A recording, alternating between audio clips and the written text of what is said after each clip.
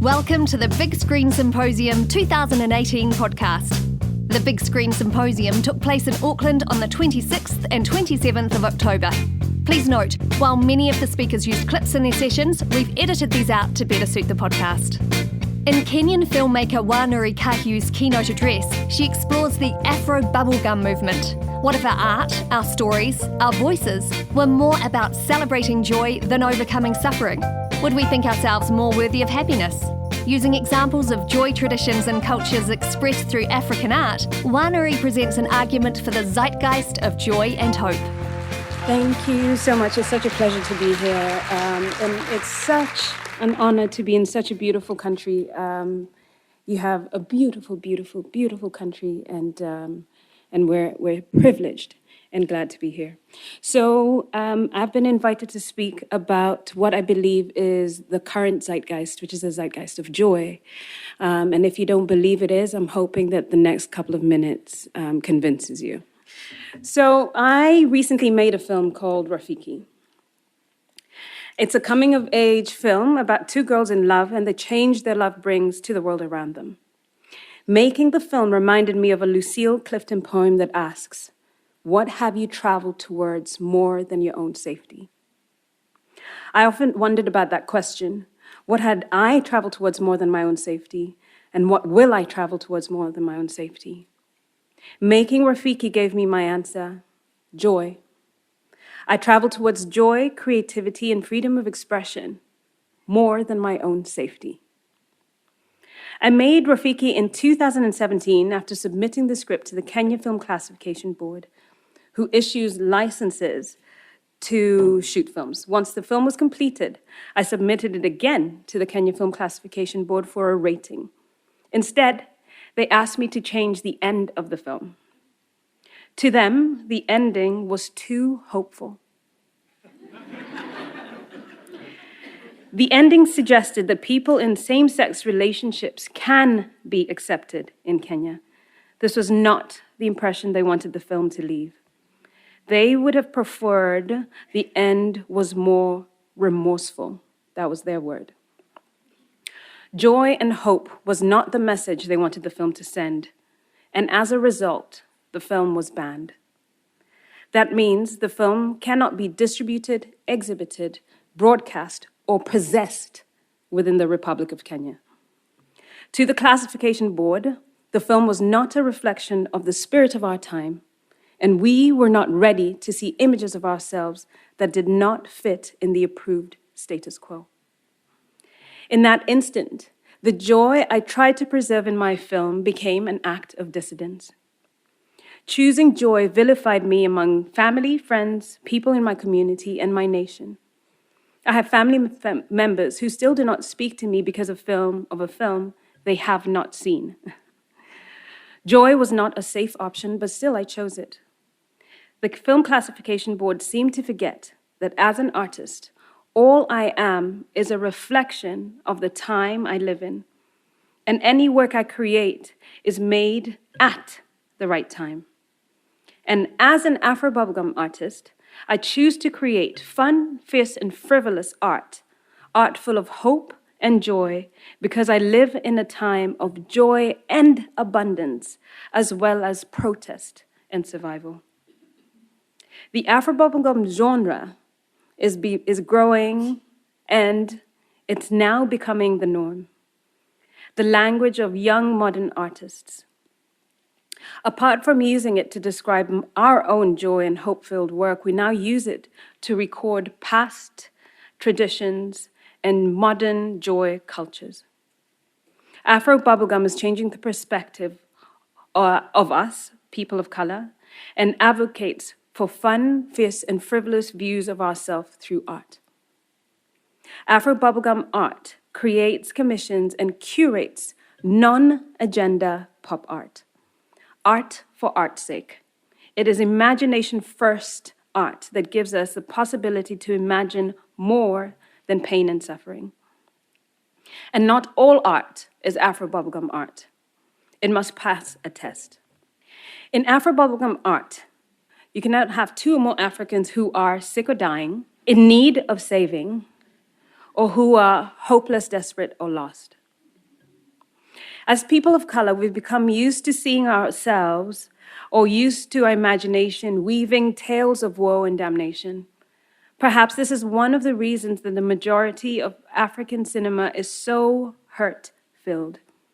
So much so that a friend says you don't wake up in the morning and want to watch an African film because you expect pain or malice or hopelessness. This unbalanced view of Africa is not only reflected in art, but in media too. It is an unfair reflection of ourselves. We have constructed stories in which we are not recipients of joy and abundance, and we have allowed those to be the primary stories about us. And if that's all we know about ourselves, then how can we imagine hope, joy, frivolity, or fun? We are excited about the change art brings. We are also incredibly proud of our imagination. And when we obey our imagination, we make important content. In film, the creation of characters is incredibly political. There have to be a certain sex, gender, race, class. Life is layered, as is representing the living, and the human experience is a political statement. But I want to talk about joy. And like my film, this joy was not the first time it was seen as a revolutionary act. And films have been censored in the past in Africa. Africans in colonial Zimbabwe and Zambia had been watching films since the First World War, when mine workers used films as a way to attract workers to their compounds. By the end of the 1930s, screenings were a regular part of leisure time. However, at the end of the Second World War, the popular and much-loved cowboy films sparked a debate about whether or not they should be allowed to screen. In 1948, missionaries started to advocate for censorship of cowboy films. Their cause was supported by white settlers who thought that Zimbabweans were impressionable and credulous cinema audiences. They argued that this frivolous entertainment would be a direct contributor to increased violence and resistance in the cities. The sheer thought of Zimbabweans enjoying themselves was a threat. In 1980, Gogo Odiongo's books were banned after publishing a comedy, I Will Marry When I Want, a story about an older couple eager to marry their daughter off to wealthy colonial sympathizers. The comedy was considered seditious and political, and Gogo Odiongo was jailed for close to 1 year without charge and fired from his job at the University of Nairobi. Anyone caught with possession of his books was also arrested. The result was artists were labeled as anarchists, rebels, revolutionaries. His comedy was an act of dissidence. That too, according to the authorities in charge, was not a reflection of the time and therefore had to be suppressed. It seems that if you decided to be an artist, you were meant to create only nationalistic pieces that exalt the country and its stewardship. Failing that, you're meant to create art as a tool for education, change, or as a foreboding sense, a tale of morality. The general feeling is that if we're going to be an artist, we have to do it to help the community, as prescribed by authoritarians. And if it didn't fit into the narrow constraints, then it was considered a luxury rather than a strength. This suppression only leads to upcoming artists hiding their imagination away and professional artists not receiving the support they need to thrive. It teaches an unfortunate lesson that imagination is not safe. Yet, imagination is not a luxury. It influences everything we do, think, and create. It leads to elaborate theories, dreams, and inventions in any profession. Knowledge by itself cannot suffice. It needs imagination to create and explore new knowledge. Knowledge tells us that Africa is the second largest continent in the world in terms of size and population, and it takes up 1/5 of the world's total land mass, and that 1/4 of the world's languages trace their roots back to ancient African languages. Imagination translates hieroglyphs, imagines the pyramids before they were built, and designs the ancient cities of Lalibela in Ethiopia. If we continue to see only one view of ourselves for so long, that is all we will know to create. If we come to believe that our image of pain is all that we are, that's all we will be.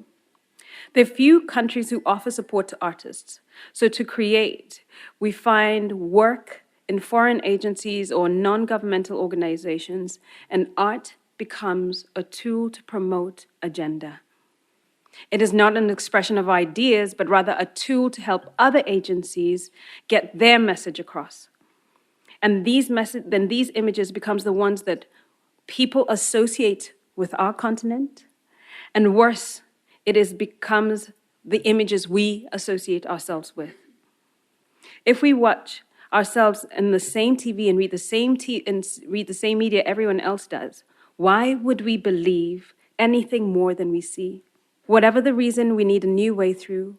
An Afro-bubblegum approach to art is one way. The advocacy of African art to be imagination first. And I'm not saying there's no space for agenda art. It is important and life-changing. It is just as important to express our anger and our frustration. A recently released film by George Tillman, The Hate You Give, about a young woman who watches her friend gunned down by police, speaks about our need not to stay silent in the face of hate. But it does not shy away from our joy either. It is because of our joy that we must remain resilient. And it is because of our joy that we must continue to fight. When we give voice to our struggle, it is important to highlight the love that we advocate for. I am the chairperson of SAFE, Sponsored Arts for Education, a charity that makes plays and films around female genital mutilation, HIV and AIDS, and radicalization. The films made to advance the messages are often full of jokes, laughter, and song. They are much a celebration of life as a message of change. As a result, the community theater and films made by SAFE have managed to decrease the rate of female genital cutting in some areas by 60%. Next year, as a result of SAFE's efforts, the organization has led an alternate coming-of-age ceremony for girls. This means no more cutting for women in the community, and the elders and men are also in support of this practice. It's a huge milestone in the community that could not have been achieved without the incorporation of community agenda-led joyous art. Like the work SAFE creates, we have found many other Afro-bubblegum examples of joyous tradition art experiences, and perhaps this transformation has been long coming, and the current joyous zeitgeist we see in African art is as a result of this Afro-bubblegum culture that has always existed. Near Lake Chad in northern Niger, the Wudabe people come together at the end of a rainy season to celebrate the Festival of the Nomads. At the center of the celebration is Gerewol, a male beauty contest and courtship ritual where young men wear full makeup, jewelry, and their finest clothes and stand in line waiting for a panel of female judges to inspect them. To win, they must parade large smiles and pull all manner of expressions to attract the judges. The judges are historically drawn to the largest smiles and whitest teeth. The winner of the contest may win a night of passion with one of the judges. Here, strength is seen as the ability to be happy. The image of warrior-like men competing with each other in an outsmiling contest gives me such joy. It may not be seen as resistance, but I think that it is. Perhaps if we saw more Black men as people who compete through joy, we may have a different perspective of the world we live. The stereotype would change. We would remember that we have the ability to thrive, that we are everyday superheroes.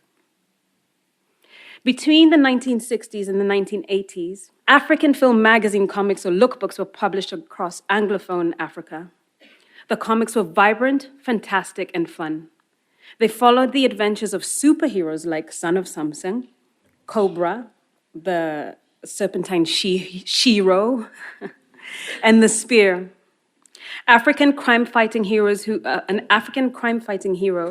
who had a charming way with girls and a deadly way with thugs. The magazines were true Pan-African collaborations. They were written in Nigeria, photographed in Swaziland, edited in South Africa, printed in Kenya, Ghana, and distributed in the West, East, and South of Africa. Hundreds of thousands of each issue was sent across the continent to avid readers who would line up outside Drum magazine to get their copies. These lookbooks published in colonial Africa and apartheid Africa demonstrate the importance of frivolity in times of hard political struggle. We saw ourselves as heroes. It gave us strength and a sense of purpose. If Son of Samsung and the Spear could overcome evil, we too could go through our days with renewed confidence. Seeing is believing, and the superheroes gave us the radical hope to see a better future. In Ethiopia, a young artist called Zawash King creates images of himself dressed in traditional dress and jewelry. He says that in traditional Ethiopia, there are many people who dress in different ways, and only recently was there concern about men dressing in robes. His photography has caused ripples, and his work is something he travels towards more than his own safety. He does it in fun, but often the response is anything that is more than that. Osman Mashari, a mixed media artist in Kenya, did the same thing. He reimagined people and made them superheroes through his work. In one series, League of Extravagant Grannies, he highlights retired women who were once industry and government leaders. His images create awakened curiosity about our gender politics and power dynamics. In his next series of Grannies, he took ordinary women from Nairobi and made them high fashion models. The people featured in his work have said it has changed their lives. They have a renewed sense of pride. They felt seen and acknowledged in joyful ways. His work was most recently selected to add to the African futurist narratives around Black Panther. He created stories about people through his art, giving them new myths based on old legends. Letitia Kay has also found a new way to create her joy culture. She uses hair art. It is intelligent, quirky, whimsical, and light. Her art gives us access to an Africa that is hopeful, playful, and full of creativity. And I often wonder what would change if we thought of ourselves as that. What if these images of Africa were used for NGO messaging and foreign policy communication? Would we imagine ourselves worthy of the pursuit of happiness? I imagine if we see ourselves as joyful, gifted, talented people, we will think of ourselves as joyful, gifted, talented people. Letitia's work makes me smile, and though I've never been to Abidjan, I imagine there are others like her who share a similar sense of humor, and I feel I know them. If we were to interact often with these images of people of color, our perception of Black people would change. And given joy is the inhibitor of fear, we would find more commonality and ways of associating with each other than differences. I often think that if people were connected through joy cultures by sharing what they enjoyed the most, how they cook, how they dance, how they smile, we would have a better, more cohesive understanding. Joy changes perspectives. And in my life, when I can truly make fun of someone and they of me, and we can laugh at each other despite where we come from, then I know we have the capacity to work together, to live together, and to grow. It is hard to understand people who do not understand your humor. Stephen Pinkerton, in his book Enlightenment, argues that we are in the best part of human history. The standard of life is better. It's never been better than in the history of humanity. The death toll due to war, infant mortality, sickness has dropped. Literacy, civil rights, women's rights, LGBT rights are better than they have been. I'm not saying that we don't have a long way to go. We do, but they're better than they have been. In comparison with our past, we are doing much better in all areas except one: the way we communicate about ourselves. This area is far worse than it's ever been. It may be access to information, the ability to share stories, but one thing we have done in our recent history is lean into stories of fear and insecurity. So we believe that we are living in a fearful world. We do not share enough stories of our success and triumph and seek connections through our combined strength. Our social capital, that is our ability to trust each other, work with each other, invest in foreign business, is therefore affected. Instead, we only trust, work, and associate with people who look like us, sound like us, or people we know. How can we expand our experience of ourselves or others if we stay within the safe and comfortable experiences of ourselves? When Afro bubblegum succeeds, neo-African artists like Dennis Osadebe will be the way we imagine Nigerian life, Nigerian police, and Nigerian people. His work will remind us that imagination is not a luxury but a necessity, and we have the ability to experience shared humanity through our joy. Work like Dennis would be used to communicate our dreams. His art would be the reason different people want to work together and want to ensure a greater standard of life. This is not the Nigeria you read about. This is the Nigeria inspired by grace, honor, and understanding. His Afronaut series has images of Africans thriving, being funny and playful. His images are a part of fun and frivolity that is underrepresented and underappreciated and under-promoted in Africa. It should inspire us to feel worthy of happiness and adventure. It is what we want to think of when we think of Nigeria, and when we recognize we are all contributors of global joy cultures. His safety is questioned by people who ask him to get a real job. Nigerian-American writer Nnedi Okorafor does a similar thing. She subverts the ideas we have about Africa, what Africans do, and turns it on its head. She draws what she can. As a Nigerian-American artist, she draws what she can from both cultures to create a new dimension. She weaves science fiction and fantasy in with tradition and old ways. She writes about teenage girls who discover the ability to fly or learn to master their sorcery or travel to another planet to join a university in space. In Nnedi's stories, we see future versions of ourselves, and they are invented and rooted and steeped in the power of the people. Her characters are strong, resilient, and often magical. Her work touches on many themes, but the themes are not the source of creation. Imagination is. I try and do the same thing in my own work. I work to represent the people who inspire, amuse, and encourage me. They are the characters I create because we are all part of this new joy Zeitgeist that I believe has taken over the world. They've taught me the need to fiercely defend our image. I do not want to misrepresent them. So now I insist on beautiful depictions of people of color. And after Rafiki, I see the difference it makes. The journey of making this film has been one of growth, patience, courage, happiness, anger, and hope. I was in my late teens when I first saw a film with young Africans in love. Before that, I had never seen any Africans kiss. I still remember the thrill, surprise, and wonder, and how the film disrupted my idea of romance. Before then, affection was reserved for foreigners, not for us. I had watched Europeans fall in love, Americans fall in love, but I had never seen Africans fall in love. To imagine that it was normal for Africans to hold hands and kiss on screen was astonishing. The film I watched, although thrilling, and I watched it twice, was an educational film about HIV and how love can turn to pain. Years later, when I read Jambula Tree by Monica Arakade Nyeko, I was caught off guard again. As a romantic, I had to bring the life of this tender playfulness of the girls in Jambula Tree to life. And as a filmmaker, it was vital to show beautiful Africans in love and add those memories to cinema. My hope is that this film is viewed as an ode to love, whose course is never smooth, and as a message of love and support to those among us who are asked to choose between love and safety.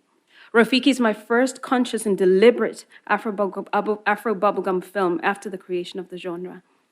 While making Rafiki, I was more careful about the use of joy. So you can imagine my dismay when the film I had intentionally purposed to be joyful and hopeful was asked to be edited to be more remorseful. Our attempt to break our past and narrow definitions of how we define ourselves was thwarted by my own government's officials. I knew that making a film about young women in love challenges larger human rights issues associated with same-sex relationships in East Africa. I acknowledged that over the past 7 years of developing the film, we had seen worrying developments in anti-LGBT climate in East Africa. Local films and international TV shows had been banned because of LGBT content, including cartoons like Hey Arnold and Adventure Time, because they're so... including Hey Arnold and Adventure Time. This has muffled conversations about LGBT rights and narrowed the parameters of freedom of speech.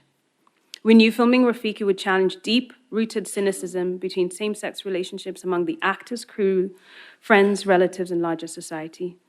We like that Rafiki brings to the forefront conversations about love and freedom of choice.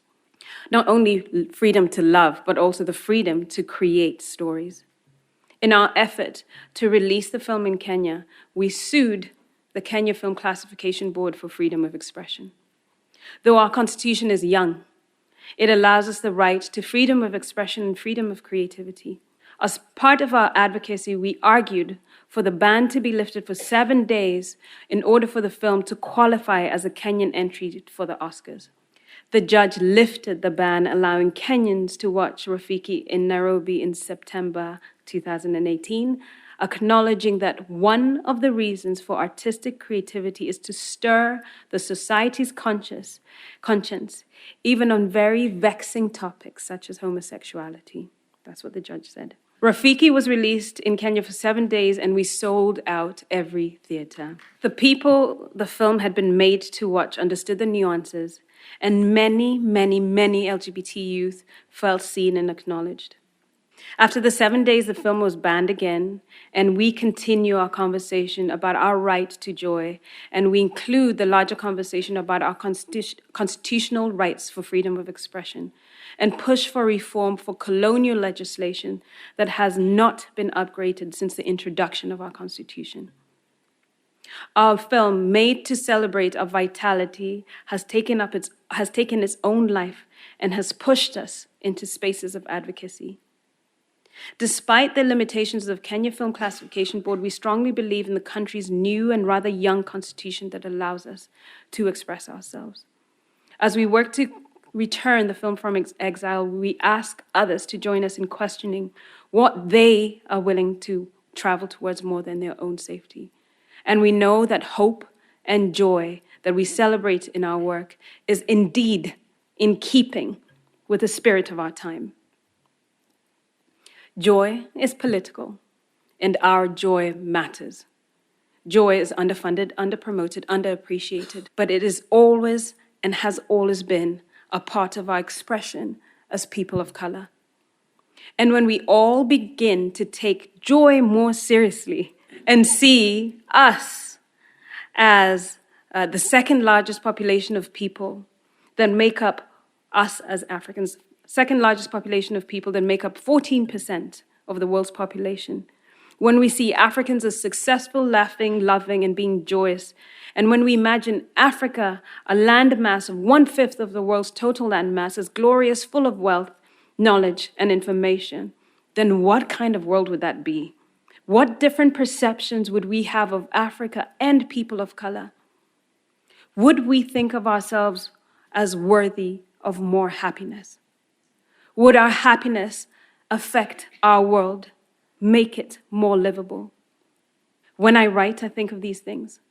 I think of the people that give me immeasurable joy, who give me life, and I work to represent them. That's why the stories I tell are about girls who risk everything to fall in love, or little boys who race camels in the desert, or Nairobi pop bands who want to go to space. I create to honor joy. I create stories that present a little version of how I see the world. And my world is mostly happy. And I recognize it's a privilege to be happy in our current splintered and divided world, where remaining hopeful requires diligence. And I would hope that curating, creating, and commissioning Afro bubblegum art means we all have a different perspective of ourselves, a happy perspective, a view that is only gaining momentum. We are at the tipping point of this joy zeitgeist. If Africa is joyful, Imagine what it means to the millions of people locked in myopic definitions of their own world and their own experience. We are the stories we tell ourselves. Though my story lives in exile outside my home, the joy as a result of the film is still felt. Our stories must reflect the reality we want to be a part of, a happy reality. In order to do that, we must actively and diligently create positive, glowing, successful images of ourselves. What would you travel towards than your own safety? Is silence, dark tales of morality, loss of art, loss of joy, loss of love, would that push you more towards and further than your own safety? Maybe some of you would never have to choose, but if you did, think, what would you travel towards more than your own safety? I travel towards joy. Thank you. This session is presented by New Zealand On Air. The Big Screen Symposium is brought to you by Script to Screen and Janda. We would like to thank our event partners, the New Zealand Film Commission, New Zealand On Air, Images and Sound, Screen Auckland, and Stage and Screen Travel Services. Voiceover was provided by Samantha Dukes and music by Poddington Bear.